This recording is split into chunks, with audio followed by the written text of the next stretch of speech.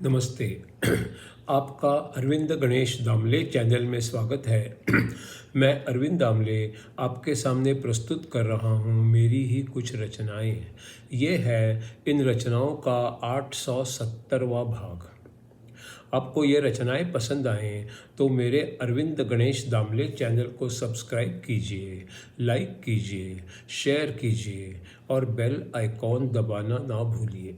तो मेरी पहली मराठी वाली रचना है, जेवणाच्या नंतर आईस्क्रीम खायची पद्धत आहे, म्हणून त्या परंपरेप्रमाणे मी आधी व्यवस्थित जेवायचो आणि मग थोडंसं आईस्क्रीम खायचो. नंतर मला कुणीतरी सांगितलं, आयुष्याचा काही नेम नाही, म्हणून जे महत्त्वाचं वाटतं ते आधी करा. मग मी माझं धोरण बदललं. आधी भरपूर आईस्क्रीम खायला लागलो आणि मग थोडंसंच जेवायला लागलो. दूसरी जो रचना है वो है निसर्गदत्त महाराज और उनके शिष्यों में हुए संवाद में से ये है अगला 530वां सवाल। कोई ज्ञानी हो तो उसे कैसे पहचाना जा सकता है? इसका जवाब है, ये मैं आपको मेरे खुद के अनुभव के द्वारा ही बता सकता हूँ।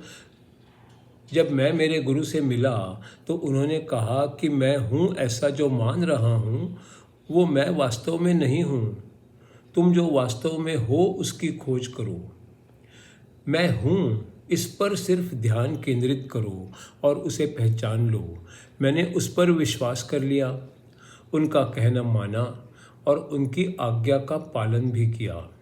रोज़ की दुनियादारी में से जो भी वक्त मिलता उसे मैं इसी काम के लिए बिता देता। मैंने शांति से और मौन रहकर खुद को जानने की कोशिश की। इससे मुझ में अविश्वसनीय बदलाव आया। मैं कौन हूँ ये जानने के लिए मुझे 3 साल लग गए। गुरु के साथ मेरी मुलाकात हुई और उसके बाद कुछ समय बाद उनका देहांत भी हो गया। इस घटना के बाद भी मेरे लिए कोई फ़र्क नहीं हुआ। उन्होंने जो भी बार बार बताया था वो सब मुझे याद था और मुझे उसका फल भी मिल गया। अगला 531वां सवाल है, तो आपको क्या फल मिला? इसका जवाब है, मैं खुद को पहचान सका। मैं शरीर भी नहीं, मन भी नहीं और बुद्धि भी नहीं, और मैं इन तीनों से परे हूँ ये मैं जान गया। अगला 532वां सवाल, आप शरीर, मन और बुद्धि नहीं है तो क्या आप कुछ भी नहीं हैं? इसका उत्तर है, अभी आप कुछ समझदारी से पहली बार बातें करने लगे हो। अब मैं शायद आप तक पहुंच सकूंगा। जो मैं हूं ऐसा आपको प्रतीत होता है वो मैं नहीं हूं। मैं उससे अलग हूं, यही तो मुझे बताना है। इसका अगला 533वां सवाल, ये मुझे आपने अब तक नहीं बताया। इसका जवाब है, ये आपको इन शब्दों में बताया नहीं गया क्योंकि ये समझने के लिए आपको खुद ही अनुभव लेने की ज़रूरत है। आपको शरीर, मन और बुद्धि के परे का सोचना है। आपकी सोच शरीर और मन के दायरे में होती आई है, पर मैं शरीर और मन हूँ ही नहीं। आप भी शरीर और मन नहीं हो, इसलिए मैं क्या हूँ इसका वर्णन करने के लिए शब्द पर्याप्त हैं ही नहीं। हम ना ही कोई वस्तु हैं और ना ही कोई शक्ति है, ना कोई आदमी है। हम ना तो शरीर है ना तो बुद्धि है। जब आप खुद कौन हो ये भली भांति जान लो तो ये बात आपको समझ में आ जाएगी। जिन बातों को हम सुनते हैं या देखते हैं उन पर हम विश्वास कर लेते हैं। हम बहुत दूर दूर तक की बातों पर भी विश्वास कर लेते हैं। दूर दूर के देश और दूर दूर के लोग, स्वर्ग और नरक, देवी और देवता जिन्हें हमने कभी देखा ही नहीं है पर किसी ने हमें बताया है, उस पर भी हम विश्वास कर लेते हैं। उसी प्रकार जब कोई हमारे बारे में कुछ बताता है, हमारा नाम, हमारी माँ, हमारा बाप, हमारा पद, हमारा कर्तव्य, तो उन पर भी हम विश्वास कर लेते हैं, हालांकि हमने उन्हें कभी देखा ही नहीं होता। हमने कभी उनकी खोज भी नहीं की। अगर सत्य जानना है तो एक ही मार्ग है, जो भी मिथ्या है उसको ख़त्म कर दो। इसके लिए आपके जो भी मत हैं, अनुभव है, विश्वास है, श्रद्धा है, अनुमान है, इच्छा है, सब पर सवाल उठाना शुरू कर दो। आप शरीर है इस पर भी सवाल उठाओ, क्योंकि वो भी एक कल्पना ही है। शरीर की कल्पना पर विश्वास के साथ ये दुनिया भी सत्य बन जाती है। दुनिया बनाने वाला भगवान भी सत्य बन जाता है।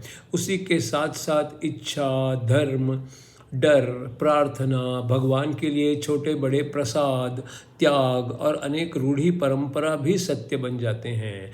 अगर शरीर है तो बीमारी और मृत्यु का डर भी होता है, और उसके उपरांत मृत्यु से बचने की इच्छा और उपाय भी आ जाते हैं। राक्षस और भूत भी आ जाते हैं। बचपना, जवानी और बुढ़ापा भी आ जाता है। आपको सिर्फ इतना समझना है कि आप सचमुच कौन हैं। फिर आप जान जाएंगे कि आपका जन्म भी नहीं हो सकता, आपकी मृत्यु भी नहीं हो सकती। फिर सारे दुख, दर्द और डर गायब हो जाएंगे। जो सत्य होता है वो कोई कल्पना नहीं होती और भ्रम नहीं होता। सामान्यतः हम सब अपनी बुद्धि से शरीर, मन का ही विचार करते हैं। काम इतना ही करना है कि अपने ज्ञान पर अड़िग रहना है और ये भी मानना है कि बुद्धि को शरीर और मन के अलावा कोई खास क्षमता नहीं होती। मैं आपको जो बता रहा हूँ वो आपके भूतकाल या भविष्यकाल में भी नहीं आता और रोज़मर्रे के जीवन में भी नहीं आता। वो समय और बुद्धि के दायरे से परे है।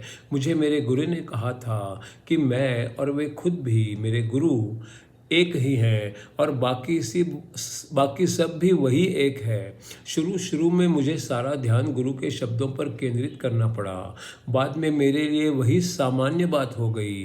फिर मुझे पता चला कि मेरे गुरु के शब्द सही थे। फिर उसी विचार ने मेरा सारा जीवन भर दिया। विश्वास और श्रद्धा के बल पर हम उसमें ही पिघल जाते हैं। सिर्फ श्रद्धा ही सब कुछ है ऐसा भी नहीं मानना चाहिए। वो कर्मों में भी दिखनी चाहिए, हर संभावनाओं में भी दिखनी चाहिए। कुछ लोग कहते हैं कि श्रद्धा पर विश्वास ना करो, क्योंकि वो अंधविश्वास भी हो सकता है। अंधविश्वास तो नहीं होना चाहिए, पर परख के देखना तो चाहिए।